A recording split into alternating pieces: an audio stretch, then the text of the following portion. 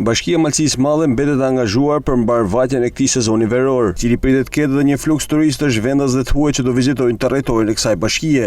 Nënkryetari i Bashkisë Malësie Madhe Sytkin Dreca thotë se synimi është që tashmë turizmi të jetë jo vetëm sezonal, por gjithvjetor. Duke pas parasysh vetë zhvillimin e turizmit në gjithë territorin e Bashkisë Malësisë Madhe, nga vija liçenore deri në Alpet shqiptare, në këtë kuadër Bashkia Malësisë Madhe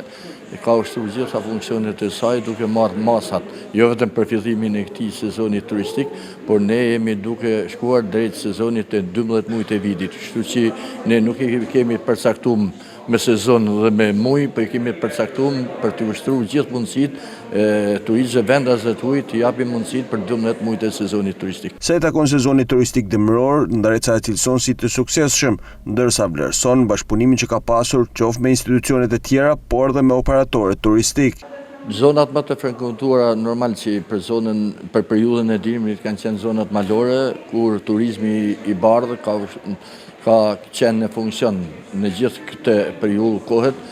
Ajo që është kryesore, Bashkia e Malësisë Madhe ka bashkëpunuar ngushtë edhe me kompanitë kontraktore për të mbajtur gjithë segmentet rrugore të hapur, ka bashkëpunuar edhe me sektor të operator turistik në mënyrë që ky sezon dimror të jetë sa më funksional dhe besoj se kemi arritur qëllimin. Një tjetër hap i rëndësishëm për zhvillimin e turizmit mbetet dhe bashkëpunimi që Bashkia e Malësisë Madhe vjen të ketë me Universitetin e Shkodrës Luiq Gurakuqi, e veçanërisht me Departamentin e Turizmit. Ne kemi bashkëpunuar çdo vit me Universitetin Luiq Gurakuqi të Shkodrës,